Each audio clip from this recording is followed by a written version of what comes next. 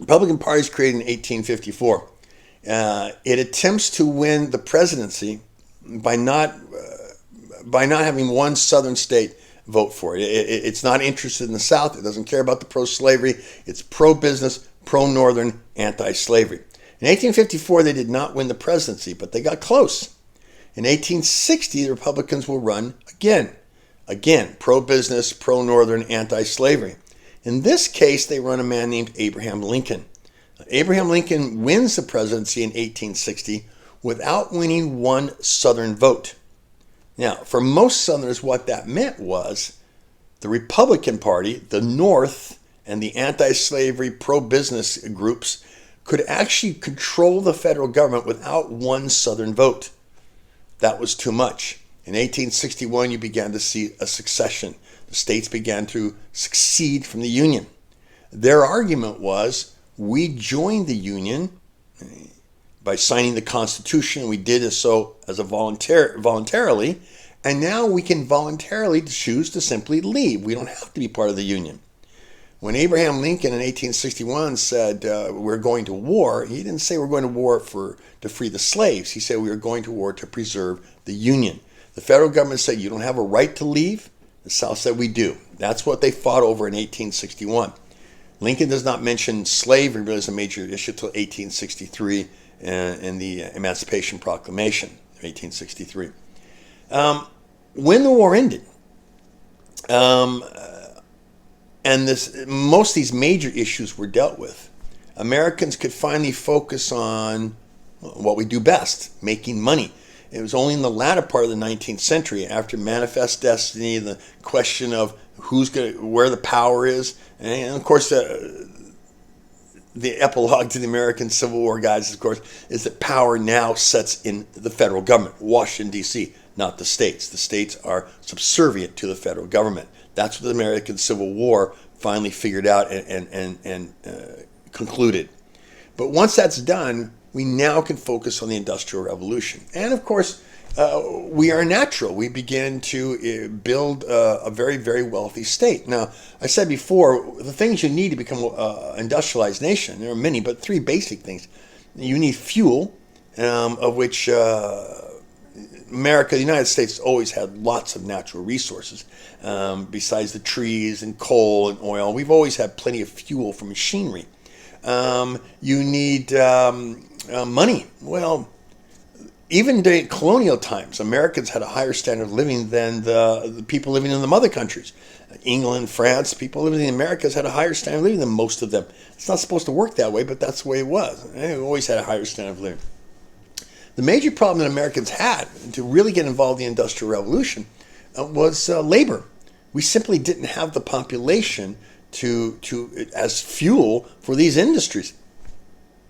We began to solve that problem. You'll see two major waves of immigration that will supply the labor we will need to become an industrial power. First in 1840s and then in the 1880s.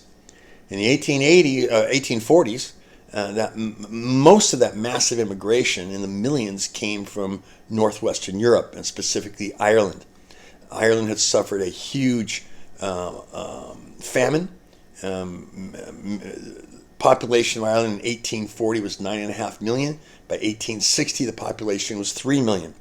At least 1 million had died of starvation because of this famine.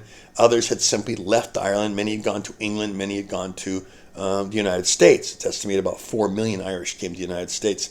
Along with other immigrants in the 1840s, they headed to the cities where they became the labor for the growing factories and the industries of the United States.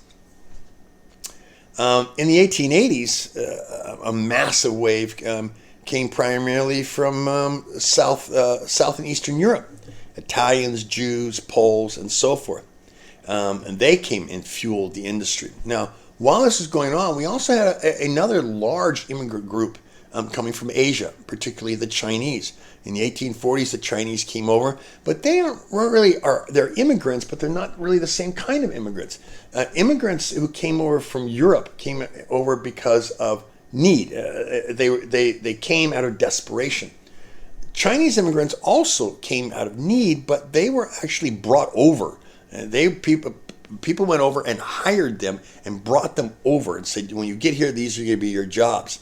The Chinese, when they came over, primarily worked on the railroads. They were primary laborers who built the railroads going from west to east. The Irish were the primary laborers working on the railroads going from east to west, and therefore connecting the United States in 1857 in something called the Transcontinental Railroad. And that connected the nation and made us really a nation, that railroad. So Chinese Irish laborers really made this happen.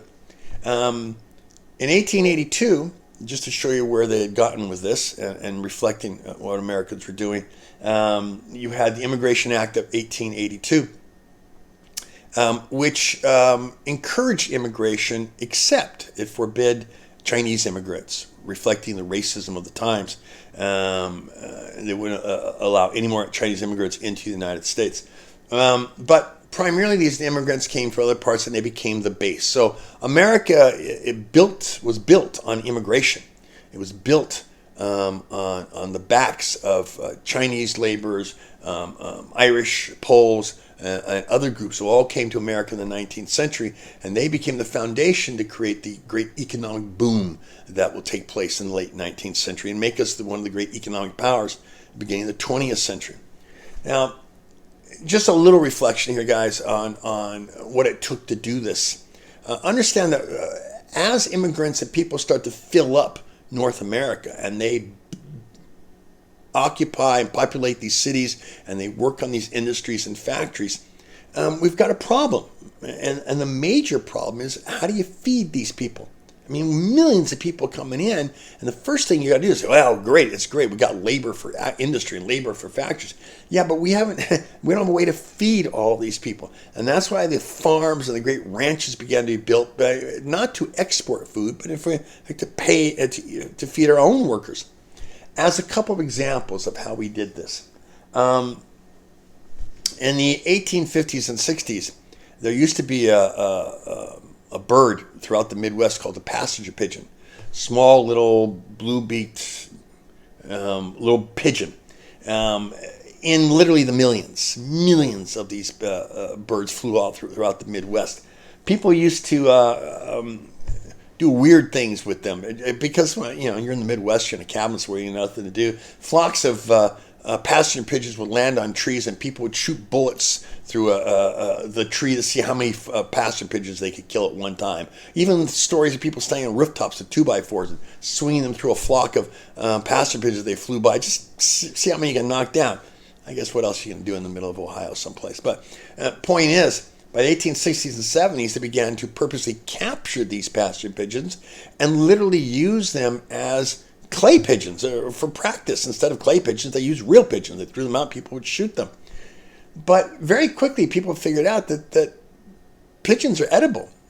Not me personally. I think pigeons are flying rats. They're filthy. But nonetheless, people eat pigeons. So they began to capture these pigeons by the hundreds and the thousands, and they would mass produce these pigeons. They would can them. They'd send them to a factory, pluck them, process them, shove them in cans, and they would send them east. And this became a very cheap food source for Eastern workers.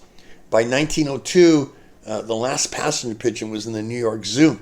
It was a female. I think her name was Emily. But the last passenger pigeon died on its own. And the passenger pigeon now is extinct. We didn't kill all of them. We simply ate them all. Another example of trying to come up with creative ways to feed all these people in this growing population is connected to one of the great American legends, the legend of the cowboy. By the 1870s, the railroads had made their way to as far west as Wichita, Kansas, as far as the major railroads. Transcontinental Railroad was one, but major railroads taking you from Wichita, Kansas to the east. In Texas, you had a huge amount of cattle ranches with millions of cattle.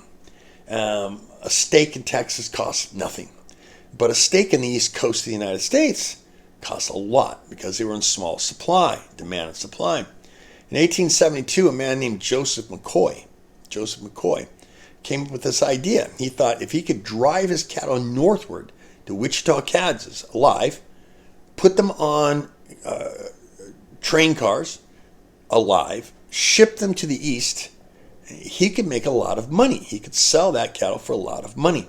And that's what Joseph McCoy did. In 1872, he began to drive his cattle northward, made it to Wichita, Kansas, and in fact did this. Well, one good idea is going to be copied, and soon others in Texas began to say, how are we going to get rid of all these cows? Ship them north, make yourself some money. This began the cattle drives, the 1870s, 1890s, and of course the legend of the American cowboy. This did not last very long. The legend itself is really a product of early movies and television. The cowboy era really came to an end, the major cowboy era, when the railroads finally reached Texas. Once they did that, there really was no need to be shipping them or driving them 1,000 miles up north. But it does reflect another little thing that I'll just add to this when we're talking about history here, guys. You know, when I was a kid, every television show was a cowboy show. Every television show was a cowboy show. And I remember very clearly, and by every, I mean 40, 50 shows on television. I mean, there are a lot of shows, all cowboy shows. I remember very clearly never seeing a black person. Never. By the 1860s, 1860s, I'm not quite that old. The 1960s you began to see African Americans playing roles in cowboy shows. They still had some cowboy shows. They're starting to play some roles.